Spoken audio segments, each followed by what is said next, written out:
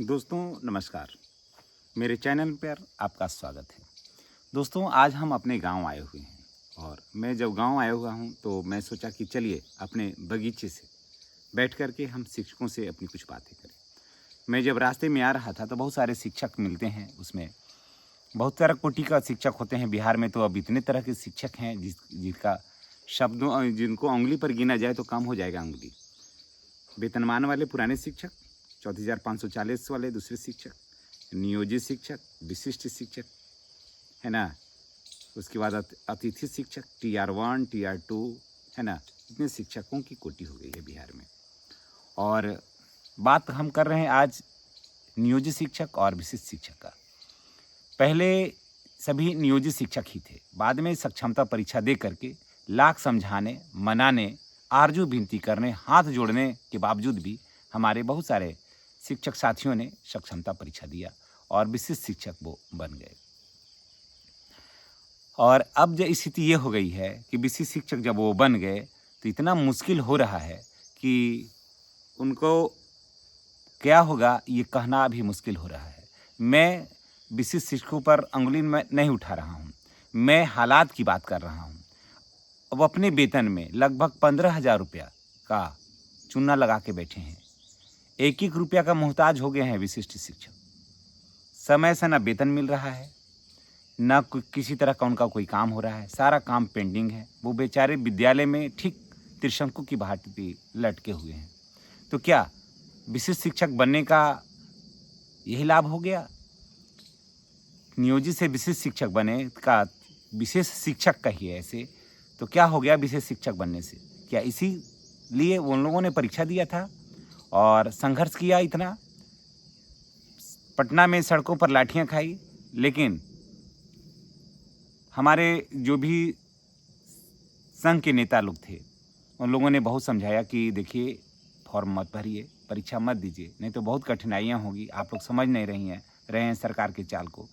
लेकिन हमारे बहुत सारे शिक्षक इस बात को समझे नहीं, सरकार के चाल में चंगुल में फंसते चले गए और आज बहुत मुश्किल हो गया है। अगर हम लोग सभी सक्षमता परीक्षा का बहिष्कार किए हुए होते तो आज इतनी बुरी हालात नहीं होती शिक्षकों की। फिर भी मैं तमाम वैसे शिक्षकों को मैं सलाम करता हूँ, प्रणाम करता हूँ, नमन करता हूँ कि जिन्होंने लाख दबाव के बाद भी 1-2 सक्षमता परीक्षा निकलने के बाद भी वो मन बना लिया कि हमें नहीं देना है सक्षमता। मैं उनके जज्बे को मैं सलाम करता हूँ। दोस्तों सक्षमता परीक्षा देने से फ़ायदा क्या है? कुछ भी नहीं है, किसी तरह से कोई फ़ायदा नज़र नहीं आ रहा है। कितना संघर्ष हम लोगों ने किया है और जब तक एक भी शिक्षक नियोजित शिक्षक है तो यूनिट मरेगी नहीं। जो 3 से लेकर के 22 तक का जो शिक्षक थे उन्हें नियोजित शिक्षक कहा जाता था। दोस्तों बड़ा साथ में काम किया हम लोगों ने, ये बात का अफसोस भी है, मलाल भी है कि उन लोगों ने बात नहीं माना और परिणाम ये हुआ कि हम जिसे गर्व से कहते थे कि हमारी जो संख्या है वो 4 लाख है, वो संख्या धीरे धीरे कमी है, इसमें तो कोई दो राय नहीं है। कुछ शिक्षकों ने जब रास्ते में आ रहे थे लोग कह रहे थे कि सर, कुछ लोग कहता है कि नियोजित रह जाओगे तो पेमेंट नहीं होगा तुम लोगों को बाद में। मैं उन लोगों को ये बता देना चाहता हूँ कि पेमेंट क्यों नहीं होगा। पेमेंट क्यों नहीं होगा? किसने कहा कि पेमेंट नहीं होगा? सरकार बोली है, नीतीश कुमार बोले हैं, शिक्षा मंत्री बोले हैं, सिद्धार्थ बोले हैं। आपके नियमावली में है कि 100% शिक्षकों को राजकर्मी बनना है। उसमें ये है लिखा हुआ कि जो शिक्षक राजकर्मी का दर्जा पाना चाहते हैं वो सक्षमता परीक्षा दें और राजकर्मी का दर्जा लें, और जो शिक्षक राजकर्मी का दर्जा नहीं पाना चाहते हैं वो अपने विद्यालय में बने रहें, अपने निकाय में बने रहें, कोई प्रॉब्लम नहीं है। तो जो नहीं पाना चाहते हैं तो नहीं पाएंगे। जो दूसरे शिक्षक हैं, विशिष्ट शिक्षक बने हैं और भी लोग क्यों मिसगाइड करते हैं हमारे साथियों को? मैं तमाम साथियों से मैं ये गुजारिश करूँगा कि आप मिसगाइड बिल्कुल नहीं हो और हालात ज़रा अभी समझ लीजिए विशिष्ट शिक्षकों का कि 15,000 रुपया वेतन कम पा रहे हैं वो, और आगे क्या होगा ये कहना मुश्किल है। टोटल जो उनकी जो व्यवस्था थी, पूरी व्यवस्था जो है वो चरमरा गई है। नियोजित शिक्षक और विशिष्ट शिक्षक का दोनों का कार्यस्थल एक ही है, एकदम विपरीत नजर आ रही है वह परिस्थिति। जिसे जानकर सोचने के लिए हम लोग मजबूर हो जाते हैं कि क्या इसी परिस्थिति में बचने के लिए, इसी परिस्थिति का सामना करने के लिए हमारे साथियों ने दिया था सक्षमता परीक्षा। नियोजित शिक्षक हैं जिन्हें स्थानीय निकाय द्वारा नियुक्त किया गया और वे वर्षों से उसी विद्यालय में हैं, अपने कार्यों को निष्ठापूर्वक वो निभा रहे हैं। यहाँ तक उनको तो कोई इसी तरह का कोई दिक्कत नहीं है, उन्हें किसी सक्षमता परीक्षा की चिंता भी नहीं है कि हमको सक्षमता परीक्षा देना है। वो बिंदास अपना नौकरी कर रहे हैं और ना उन्हें किसी सक्षमता परीक्षा की चिंता है और ना किसी नया नियुक्ति का कोई झमेला है। उन्हें अपने परिवार के साथ रह करके शांति और संतुलन के साथ अपना जीवन जो है वो गुजार रहे हैं।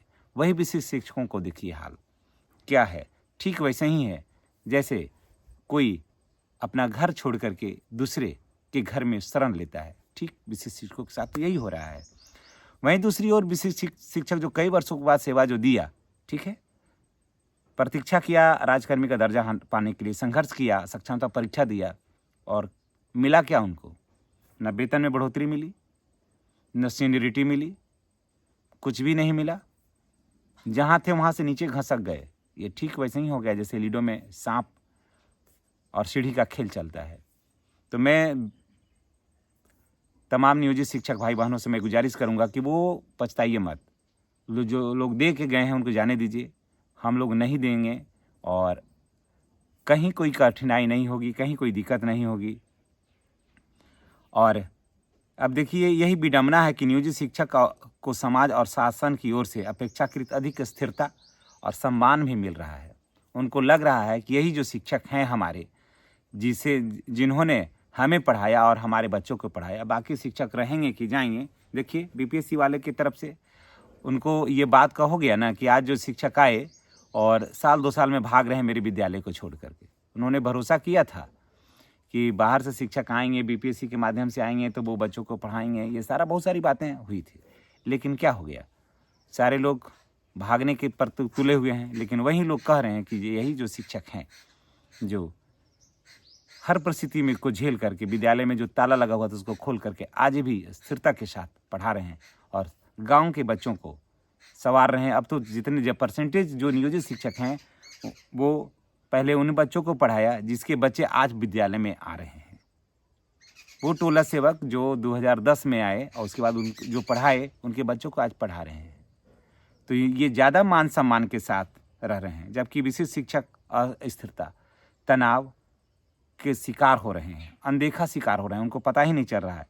अब ये सवाल सिर्फ शिक्षा विभाग से है कि क्या इसी के लिए विशिष्ट शिक्षक बनाए थे उन लोगों को और लंबी लंबी बातें कह करके हमारे शिक्षकों को अपने तरफ आकर्षित किया और शिक्षक भी जो थे वो इस जाल में फंस गए और फंसते चले गए और परिणाम ये हो गया कि वो बीच मझधार में फंसे हुए हैं, ना इधर जाने में बन रहा है ना उधर जाने में बन रहा है। तो मैं तमाम नियोजित शिक्षक भाई बहनों से मैं यही कहूँगा कि आप जहाँ हैं वहीं रहिए, परीक्षा देने की कोई ज़रूरत नहीं है। हमें नहीं बनना है राजकर्मी, नहीं बनेंगे हम राजकर्मी का दर्जा हम नहीं लेंगे। जहाँ हैं जैसे हैं वैसे ही ठीक है और उसी हालात में हम लोग बिल्कुल खुश हैं। हम लोगों को किसी पद, किसी लोभ, किसी लालच की ज़रूरत नहीं है। हम शिक्षक हैं और शिक्षक के रूप में ही अपना समय जो है, अपना पूरा जो समय है वो गुजारना चाहते हैं और बच्चों के बीच में बेहतर शिक्षा, बेहतर संस्कार हम भरना चाहते हैं ताकि वही बच्चा आगे बढ़कर बिहार के नाम को रोशन कर सके। दोस्तों इस संबंध में आप क्या कहना चाहते हैं?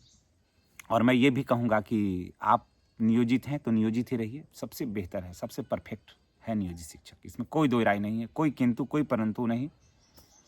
जिनको कांटा लगा है लगने दीजिए, हम लोग जहाँ हैं वहीं रहेंगे। इस संबंध में आप क्या कहना चाहते हैं कमेंट करके बताइएगा। जब मैं गांव आया तो मैं सोचा कि अपने बगीचे से बैठ करके एक वीडियो बनाऊं, आपसे कुछ बात करूं, ताकि जो शिक्षक हमारे दोस्तों, हमारे भाई बहनों को मिसगाइड करते हैं कि आप फॉर्म भर दीजिए, राजकर्मी का दर्जा ले लीजिए, ये होगा, तो वो सब झूठे प्रलोभन में नहीं फंसिए। वो सब सिर्फ कहने की बातें हैं।